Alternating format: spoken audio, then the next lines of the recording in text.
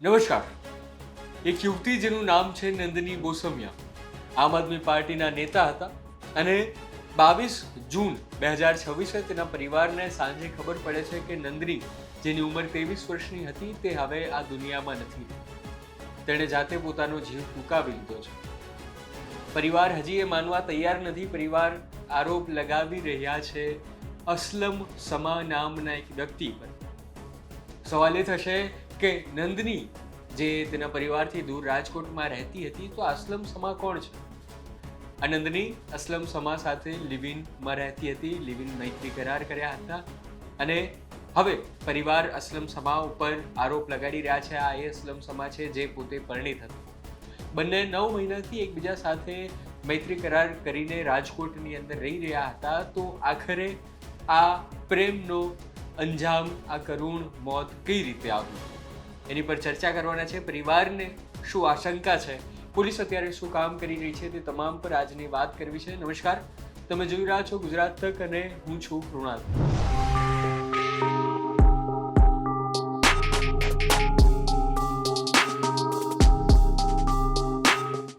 વાત કરી રહ્યા હતા રાજકોટમાં બનેલી એક ઘટનાની. 22 તારીખની બનેલી ઘટના છે, સોમવારની બનેલી ઘટના છે.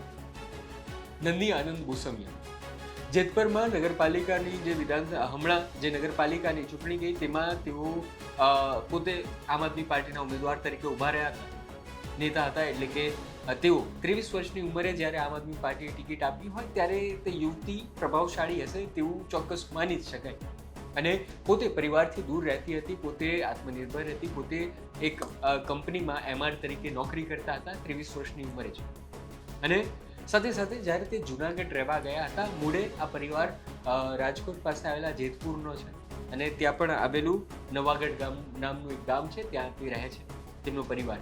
અને આ દીકરી થોડા સમય પહેલા જુનાગઢ જાય છે અને ત્યારે આ અસલમ સમા નામનો વ્યક્તિ તેને મળે છે, તેના જીવનમાં આવે છે. અસલમ સમાના ઘરે ભાડે આ નંદની રહે છે અને આ રીતે બંને વચ્ચે પરિચય આવે છે. અસલમ સમા પહેલેથી પરિણીત હતો, તેની એક પત્ની હતી અને એક બાળક પણ હતું. અને છતાં બંને વચ્ચે સંબંધ બંધાય છે, બંને પ્રેમ સંબંધમાં આવે છે. અને ત્યારબાદ આ અસલમ સમાનો પરિવાર છે જેને જ્યારથી તેને એવી જાણ થાય છે ત્યારે જ નંદની પર હુમલો કરે છે. ખૂબ ઘાતક હુમલો હોય છે. તેને વાળ કાપી નાખે છે, તેને માથામાં મારે છે અને આ બધાથી આઘાત પામી ગઈ છે નંદની. અને ત્યારબાદ નંદની અને અસલમ સમા બંને રાજકોટ રહેવા આવી જાય છે. લગભગ પાછલા 1 વર્ષથી બંને રાજકોટ રહે છે. અને 22 તારીખની હવે વાત કરું તો 22 તારીખે એની 2 દિવસ પહેલાથી નંદની અને અસલમ વચ્ચે ખૂબ વધારે લડાઈ થઈ રહી છે. તેનું કારણ છે અસલમ હવે ફરી એકવાર આટલા સમય નંદની સાથે રહ્યા બાદ હવે કહી રહ્યો હતો કે હવે મારે મારી પત્ની પાસે જવું છે. મારી જે જૂની પત્ની હતી, મારું બાળક હતું, હવે મારે તેની પાસે જુનાગઢ જવું છે.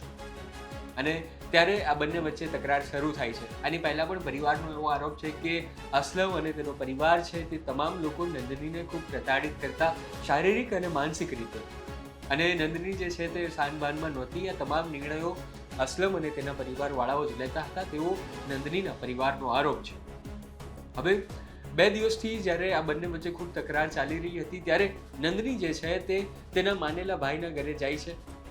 અને પછી જ્યારે આ ઘટના બની તેના થોડા સમય પહેલાં જ અસલમ તેને ફોન કરે છે, બંને મળે છે. અને ત્યારબાદ 7:30 જ્યારે આવું નંદની આ ખોટું પગલું ભરે છે તે પહેલાં તેની બહેનને મેસેજ કરે છે. અને જેવો મેસેજ કરે છે ત્યારે રાજકોટમાં જે નંદનીએ તેને ભાઈ જેને માન્યો હતો તેને આ ખબર મળે છે. અને તે ભાઈ જેવો આવે છે ત્યારે દરવાજો જે છે તે બંધ નથી હોતો, અધ ખુલ્લો હોય છે, બસ ખાલી અટકાવેલો હોય છે. જેવો ધક્કો મારે છે દરવાજો ખુલે છે અને તેની સામે નંદની હતી જેણે પોતાનો જીવ ગુમાવી દીધો હતો, જેણે પોતાનો જીવ જાતે જ લઈ લીધો હતો. અને જોનારાઓનું એવું કહેવું છે કે પાછળનો જે દરવાજો હતો, જે બારી હતી તે પણ ખુલ્લી હતી અને અસ્તવ્યસ્ત જે હાલત હતી, ઘરની સ્થિતિ હતી તે અસ્તવ્યસ્ત હતી. 108ને ફોન કરવામાં આવે છે, પછી પોલીસ દ્વારા કાર્યવાહી કરવામાં આવે છે અને જે છે તેનું PM કરવામાં આવે છે, FSL કરવામાં આવે છે અને હજી પોલીસ કાર્યવાહી ચાલી રહી છે. આવામાં નંદનીની બહેન જે છે તે જણાવશે કે કઈ રીતે અસલમ સમા નામનો વ્યક્તિ કેવો હતો, તેનો ભૂતકાળ શું હતો, તેણે નંદની સાથે શું શું કર્યું હતું. તો હવે તમે નંદનીના બહેનને સાંભળો. એ જુનાગઢનો હતો, બુટલેગર હતો, માથાભારે હતો, ગાંજાનો વેપારી છે, ઓનલાઈન ઓલો ગેમિંગના પૈસા ખાતામાં આવે એ કરે છે, અને હથિયારોના હમણાં જેની ઉપર કેસ થયા છે. એને હું કર્યું છે મારી બેન એને કઈ ખબર જ નથી. અગાઉ પણ એની ઉપર કઈ કામ અગાઉ એની ઉપર એની અસલમની ઘરવાળી અને અસલમની ઘરવાળીની મમ્મી એ બે થઈ અને એને મારી હતી. એના વાળ કાપી નાખ્યા હતા, માથામાં છરી મારી દીધી હતી અને ઢીકેન પાટે ઢોરમાર માર્યો હતો એને. ત્યારે અમે કેસ કર્યો તો, એની ફરિયાદી અમારી પાસે બધું છે, જે કઈ જોહે જોતું હોય છે એ મળી જાય. આ તમામ નંદનીના બહેનને સાંભળ્યા બાદ તેના પિતાએ પણ આ અસલમ અને તેના પરિવાર પર ખૂબ ગંભીર આરોપ લગાડ્યા છે. તેની પર પણ આપણે ચર્ચા કરી લઈએ અને પોલીસ અત્યારે શું કાર્યવાહી કરી રહી છે, પરિવારનું શું કહેવું છે, તેમાં નંદનીના પિતા પાસેથી જાણીએ.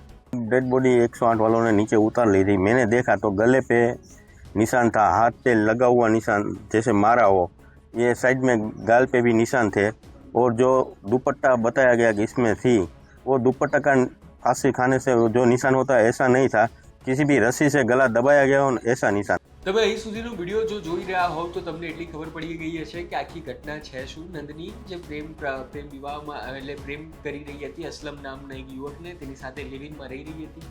પરિવારનો આરોપ છે કે પોલીસ જે છે ત્યાંને જે આત્મહત્યા કરાર કરવાની કોશિશ કરી રહી છે અને પોલીસ પૂરતી તપાસ નથી કરી રહી, અને તેવામાં પોલીસ શું કાર્યવાહી કરી રહી છે તે પણ આપણે સાંભળી લઈએ.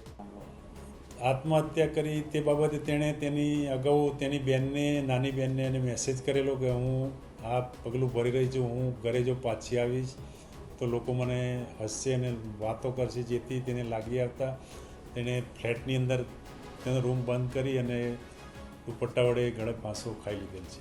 સર, અસલમ જે નંદનીને કોઈ હેરાન પરેશાન કરતો એવો કોઈ વાત સામે આવી છે અથવા તેના પરિવાર દ્વારા કોઈ કહેવામાં આવ્યું છે? એના પરિવારજનો દ્વારા કહેવામાં આવેલ છે કે અવારનવાર તે કોઈ નાના મોટા ઝઘડા કરતો, અને કારણ કે તે અસલમ ઓલરેડી મેરિડ પરિણીત હતો અને જે તેની જૂની પત્ની પાસે પણ અવારનવાર જતો રહેતો, જેથી આ છોકરીને લાગી આવતા તેણે આ પગલું ભરેલું છે.